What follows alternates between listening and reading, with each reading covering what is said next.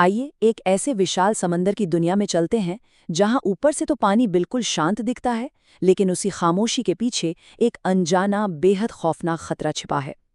एक ऐसा इलाका जहां से गुजरने वाले बड़े बड़े जहाज और आसमान में उड़ते विमान अचानक हवा में किसी धुएं की तरह गायब हो जाते हैं, और अपने पीछे क्या छोड़ जाते हैं?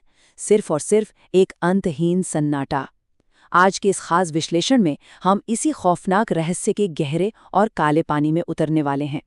तो सबसे बड़ा सवाल, आखिर बरमोडा ट्रायंगल में हवाई जहाज और पानी के विशाल जहाज इतने रहस्यमयी तरीके से गायब क्यों हो जाते हैं?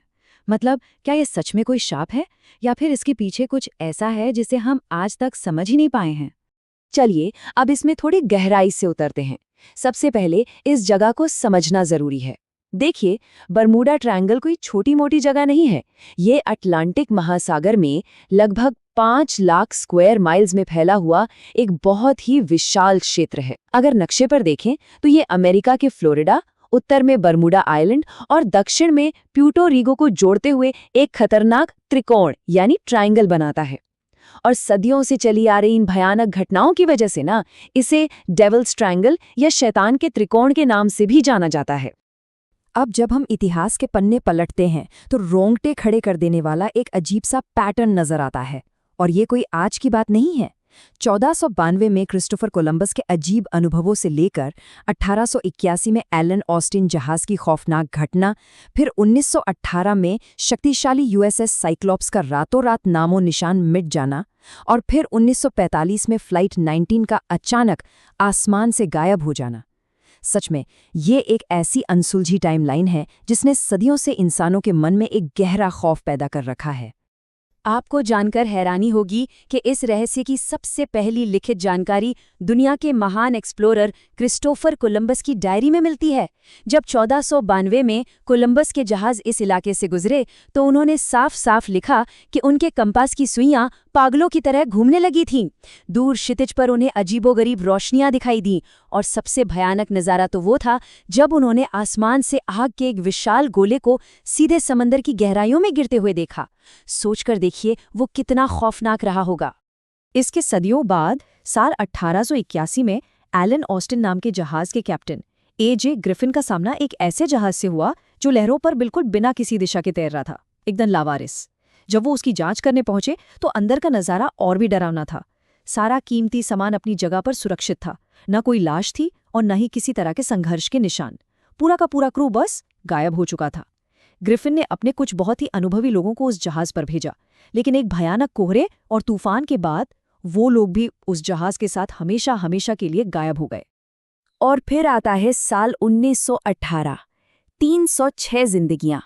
अमेरिकी नौसेना का एक बेहद शक्तिशाली और विशाल वॉरशिप यूएसएस साइक्लोप्स, जिस पर 10,800 टन मैंगनीज लदा था।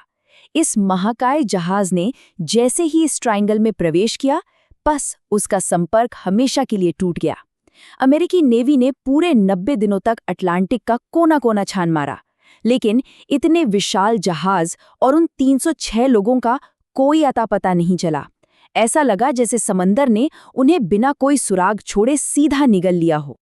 अब ये अगली घटना बहुत ही सटीक तरीके से दिखाती है कि कैसे इस इलाके का खौफ सिर्फ समंदर के पानी तक सीमित नहीं था। 5 दिसंबर 1945 को फ्लाइट 19 के नाम से मशहूर 5 नेवी बॉम्बर्स एक रूटीन ट्रेनिंग पर निकले। अचानक उनके सारे कंपास फेल हो गए। पायलटों ने रेडियो पर घबराते हुए कहा कि उन्हें समझ नहीं आ रहा वो कहाँ है, और समंदर का पानी कभी सफेद तो कभी हरा नजर आ रहा है। फिर क्या हुआ? वे सभी जहाज गायब हो गए। हद तो तब हो गई जब उन्हें ढूंढने गया 13 लोगों का रेस्क्यू विमान भी हवा में लुप्त हो गया। 3 लाख स्क्वायर माइल्स के विशाल सर्च ऑपरेशन में एक तिनका तक नहीं मिला। उस वक्त जांचकर्ताओं ने हताश होकर कहा था कि वे विमान ऐसे गायब हुए हैं जैसे मानो सीधे मंगल ग्रह पर चले गए हों। लेकिन रुकिए, गायब होने की इन डरावनी कहानियों के बीच ना बचने की एक बहुत ही हैरान करने वाली कहानी भी है। 1970 में पायलट ब्रूस गर्नॉन बहामास से उड़ान भर रहे थे।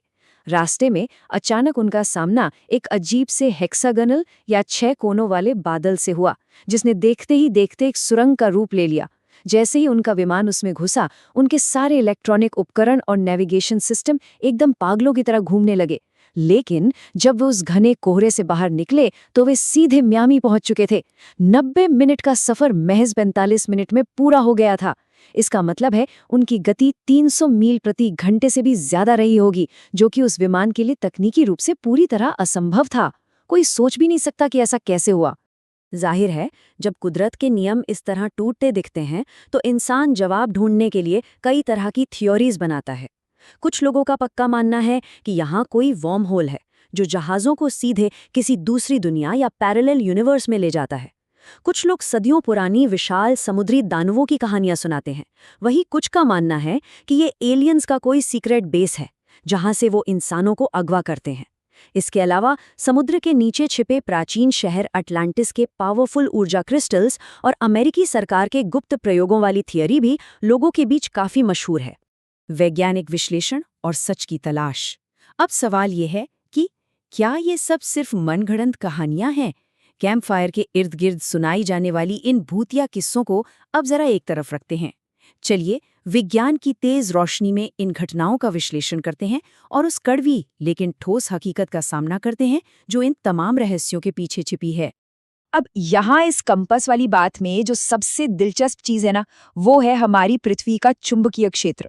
असल में हमारी पृथ्वी पर दो तरह के नॉर्थ होते हैं। एक है ज्योग्राफिक नॉर्थ, जो हमारे नक्शों पर दिशा तय करता है, और दूसरा है मैग्नेटिक नॉर्थ, जिसकी ओर कंपास की सुई असल में इशारा करती है। आमतौर पर इन दोनों के बीच हमेशा थोड़ा फर्क होता है, लेकिन बरमूडा ट्रायंगल के कुछ हिस्सों में एगोनिक लाइन मौजूद है। ये वो जगह है जहां ये दोनों दिशाएं बिल्कुल एक ही रेखा में आ जाती हैं। पुराने समय के नाविक इस साइंस को नहीं समझते थे। वे पूरी तरह सिर्फ कंपास पर भरोसा करते थे, और इसी छोटी सी मानवीय चूक की वजह से वे अपना रास्ता पूरी तरह से भटक जाते थे। और वो समुद्री दानव वाली कहानी, उसे भी विज्ञान ने बहुत ही तार्किक तरीके से खारिज कर दिया है। वैज्ञानिकों के अनुसार असल में समुद्री तल के नीचे मीथेन गैस के विशाल भंडार छिपे हैं। अब होता क्या है कि जब ये गैस अचानक किसी ज्वालामुखी की तरह फटती है तो समंदर के पानी में अरबों छोटे छोटे बुलबुले बन जाते हैं। इससे पानी का घनत्व यानी डेंसिटी अचानक इतनी ज्यादा कम हो जाती है कि वो किसी भी जहाज का वजन संभाल ही नहीं पाता, और इसका नतीजा जहाज अचानक किसी बड़े गड्ढे की तरह पानी के अंदर सीधे धंस जाता है और अपने पीछे कोई भी मलबा या सुराख तक नहीं छोड़ता, बिल्कुल किसी जादू की तरह। लेकिन इसके पीछे पूरी तरह से साइंस है। तो फिर आसमान से गायब होने वाले विमानों का क्या? साल 2016 में सैटेलाइट इमेजेस ने इस इलाके के ऊपर कुछ अजीब हेक्सागोनल यानी 6 कोनों वाले बादल देखे। वैज्ञानिक इन्हें एयर बॉम्ब्स या हवा के बम कहते हैं। जब ये बादल फटते हैं तो 270 किलोमीटर प्रति घंटे की भयानक रफ्तार से तेज हवाएं नीचे समंदर पर गिरती हैं। ये एक बहुत ही खतरनाक माइक्रोबर्स्ट होता है जो बड़े से बड़े विमान को रास्ते से भटका सकता है। और तो और ये समंदर में 100 फीट ऊंची लहरें पैदा कर सकता है जो किसी भी जहाज को पलक झपकते निगल लें। याद है अभी हमने पायलट ब्रूस गर्नॉन की उस असंभव गति की बात की थी? ये तेज हवाएं ही उस घटना का सबसे सटीक कारण हो सकती हैं। तो यहाँ सबसे अहम बात यह है कि जब हम ठोस डेटा और आंकड़ों की तरफ देखते हैं ना, तो सारा का सारा रहस्य हवा में धुएं की तरह उड़ जाता है। 1975 में प्रसिद्ध लेखक लैरी कुशे की गहन जांच, आज के national oceanic and atmospheric administration यानी नोआ और लॉयड्स ऑफ लंदन का डेटा, ये सब एक ही बात कहते हैं, और वो ये है कि दुनिया के किसी भी अन्य व्यस्त समुद्री मार्ग की तुलना में बरमूडा ट्रायंगल में हादसों की संख्या बिल्कुल भी ज्यादा नहीं है। सच तो ये है कि ज्यादातर मामलों में खराब मौसम की रिपोर्ट को जानबूझकर नजरअंदाज किया गया ताकि कहानी को और भी ज्यादा रहस्यमयी बनाया जा सके।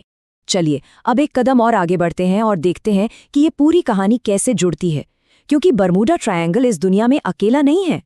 आप इस टेबल में साफ देख सकते हैं कि प्रशांत महासागर में जापान के पास ड्रैगन ट्रायंगल और यहाँ तक कि भारत के ओडिशा में अमरदा रीजन में भी जहाज़ों और विमानों के गायब होने की और नेविगेशन फेल होने की बिल्कुल वैसी ही घटनाएं हुई हैं। हैरानी की बात तो ये है कि ये तीनों इलाके पृथ्वी के लगभग एक ही अक्षांश यानी लैटिट्यूड लाइन पर स्थित है।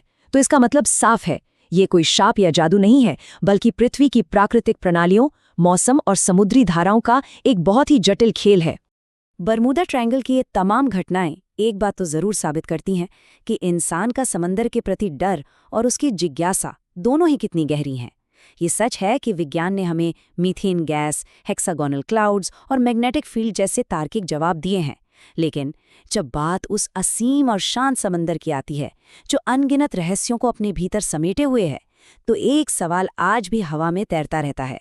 और वो सवाल ये है कि क्या ये सिर्फ विज्ञान और मानवीय गलतियों का नतीजा है, या फिर उस गहरे नीले पानी के नीचे आज भी कुछ ऐसा छिपा है जिसे हम सच में नहीं समझ पाए हैं।